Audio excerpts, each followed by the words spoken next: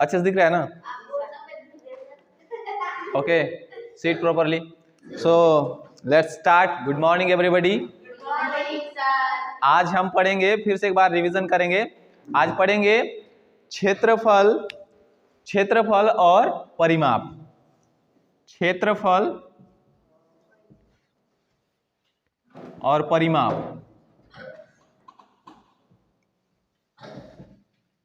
क्षेत्रफल को इंग्लिश में बोलते हैं एरिया और परिमाप को बोलते हैं पेरीमीटर। ओके, तो जैसे कि क्षेत्रफल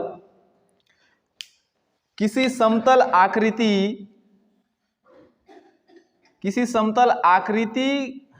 के अंदर का भाग को क्षेत्रफल कहते हैं, या फिर हम इस प्रकार बोल सकते हैं किसी समतल आकृति द्वारा घेरा हुआ भाग, उसका अंदर का भाग क्षेत्रफल कहलाता है।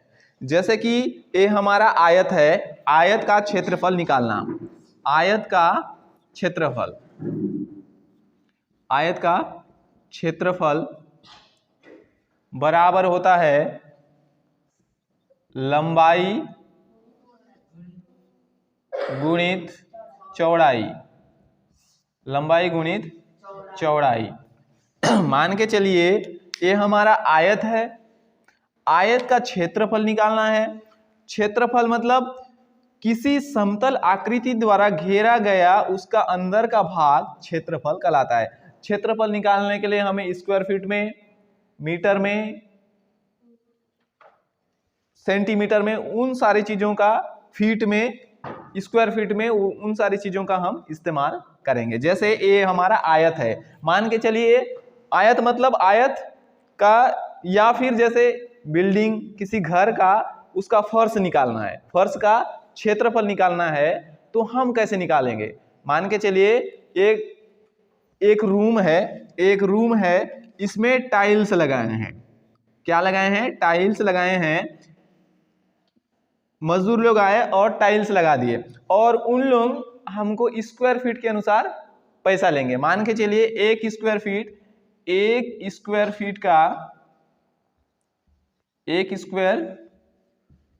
का 10 रुपए है। 10 रुपए है, तो ये हमारा पूरा रूम है। पूरा रूम में क्या लगा दिए हैं? टाइल्स लगा दिए। तो हमें स्क्वायर फीट निकाल के बताना है कि कितना स्क्वायर फीट हो रहा है, उसके अनुसार उनको पैसा देना पड़ेगा, है ना? तो मान के चलो ये हमारा लंबाई है 1 2 3 4 5 6 फीट है। मान के चलिए लंबाई हमारा अभी इधर 6 फीट है, और ये हमारा चौड़ाई है 3 फीट। 3 फीट। अभी हमारा छोटा रूम है, मान के चलिए ये लंबाई है 6 फीट और चौड़ाई है 3 फीट। ये फर्श का क्षेत्रफल निकालना है स्क्वायर फीट में, क्योंकि मजदूर लोग काम किए हैं, टाइल्स बिछा दिए आप लोग के घर में, है ना? और उन लोगों को पैसा देना है स्क्वायर फीट के अनुसार। एक स्क्वायर फीट का कितना रुपए है? 10 रुपए, है ना? और इसको निकाल के हमको बताना है। तो फिर हम कैसे बताएंगे? इसका हम मान रख देंगे इसमें, सूत्र में, क्योंकि आयत का क्षेत्रफल बराबर होता है लंबाई गुणित चौड़ाई। ओके, तो इसमें हम मान रख देंगे, लंबाई है हमारा 6 फीट गुणित चौड़ाई है 3 फीट। कितना हुआ? 6 त्रिक 18, आया आंसर 18। 18 square feet. स्क्वायर को हिंदी में बोलते हैं वर्ग, है ना? वर्ग फीट, स्क्वायर फीट। ओके, अब इस रूम का फर्श का क्षेत्रफल कितना आया? 18 स्क्वायर फीट। लेकिन पैसा कितना हुआ? उसके लिए क्या करना पड़ेगा हमको? 18 गुणित 10, 18 गुणित 10 करना पड़ेगा, है ना? तो 18 दाम कितना होता है? 180 रुपए। तो हमारा रूम का जो मजदूर लोगों का मजदूरी हुआ पूरा ये टाइल्स बिछाने का 180 रुपया। इस प्रकार से निकालते हैं। ओके, मैं उस दिन भी बताया था, है ना? मान के चलिए ये हमारा फर्श था, तो निकालने हो गया। अभी हमारा ये रूम है तो रूम चारों तरफ दीवार होगा, है ना। रूम है तो चारों तरफ दीवार होगा। एक ही तरफ दीवार होकर घर बनता है क्या? वो एक ही दीवार खड़े कर दिया और घर बन गया? नहीं, है ना, ऐसा नहीं होता। तो हमारा मान के चलिए ये अभी हमारा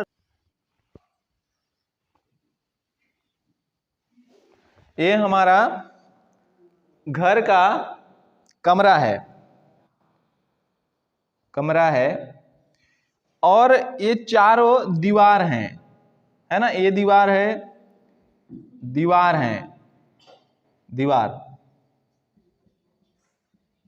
ठीक। कितने दीवार हो गए? 4 दीवार। कोई 3 दीवार वाला घर देखा है क्या? 3 दीवार वाला रूम, है ना।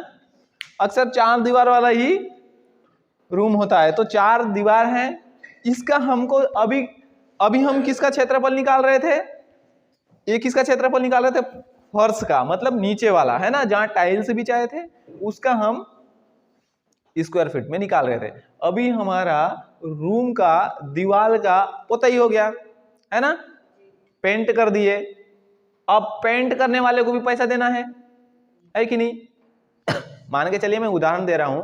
हमारा एक कमरा है, रूम है ना। टाइल्स बिछाने के बाद हम लोगों ने क्या किया? यहाँ कलर करा दिया, पेंट करा दिया रूम में। अब उन मजदूरों को भी पैसा देना है ना। तो उन मजदूरों का मान के चलिए 1 स्क्वायर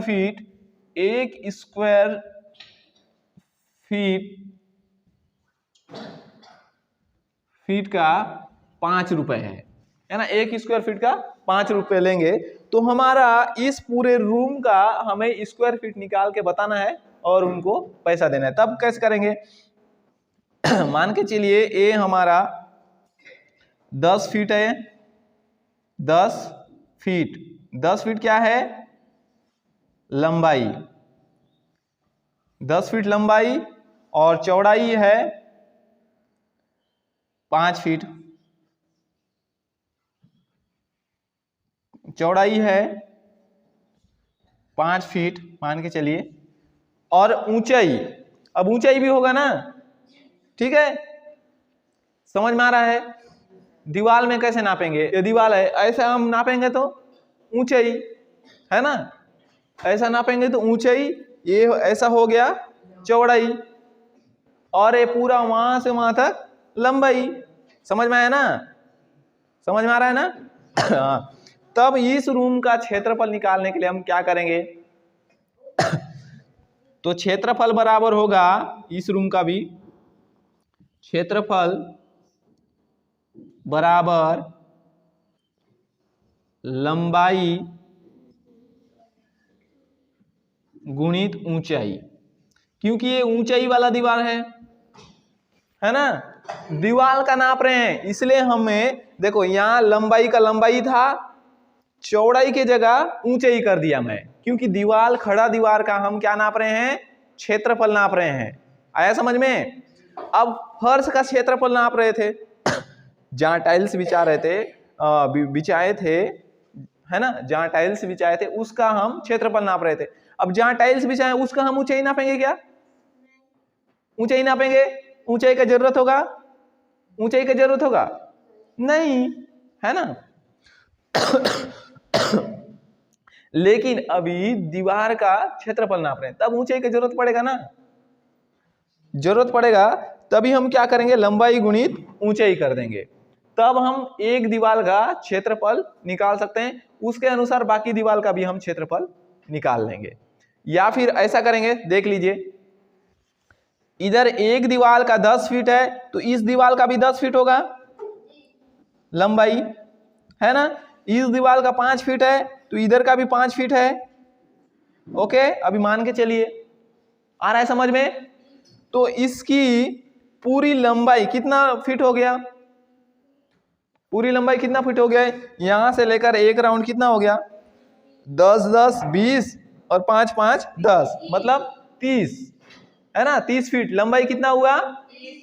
30 फीट। तो लंबाई की जगह लिख देंगे 30। ओके, एंड नेक्स्ट अब ऊंचाई। अब क्या है हमारा अगला चीज ऊंचाई मान के चलिए। ऐसा दीवार का ऊंचाई है 10 फीट। कितना फीट? ऊंचाई है 10 फीट। ओके, तो यहां हम 10 लिख देंगे। अब कितना हुआ? 30 दाम 300, है ना, 30 दाम 300, 3 एकम 3, ये डबल जीरो का 1 और 2, डबल जीरो का डबल जीरो, 300 स्क्वायर फीट। कितना square feet? 300 square feet. Okay, खाली दीवार का। अभी हम सीलिंग का, ये ऊपर वाला ये छत है ना, उसका हम स्क्वायर फीट निकाले हैं, है ना, क्योंकि पोताई करने वाले, पेंट करने वाले, उसका भी किए है ना, उसका नहीं निकाले हैं अभी, उसका निकालेंगे। उसको निकालने के लिए कैसे करेंगे? उसका, क्योंकि वो फर्श जैसा ही है, सीलिंग का क्षेत्रफल निकालना है तो कैसे करेंगे? वो भी समतल है, फर्श जैसा है, खड़ा दीवार तो नहीं है ना वो, है ना। उसका क्षेत्रफल निकालने के लिए हम कैसे करेंगे?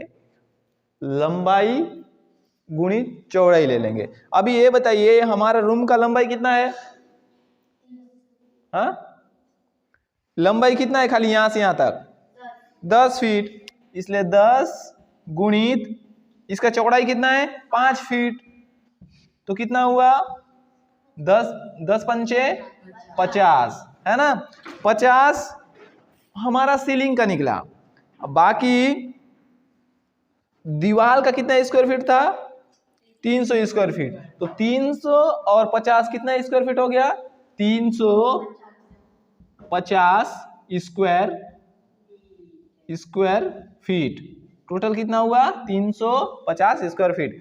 और हम लोगों ने बात किया था कि 1 स्क्वायर फीट का 5 रुपए है, तो 350 गुणित 5 होगा, तो इसका आंसर आएगा 1750, है ना। जैसे कि 5 पंचे 25, 25 का 5 हासिल 2, और 5 या 15, 15 और 2 17, ये जीरो का जीरो। तो हमारा निकला 350 स्क्वायर फीट का 5 रुपए प्रति स्क्वायर फीट के रूप में 1750 रुपए उन लोगों को हमको पैसा देना पड़ेगा। Okay, are you understand? समझ गए? अब आप लोग बनाइए।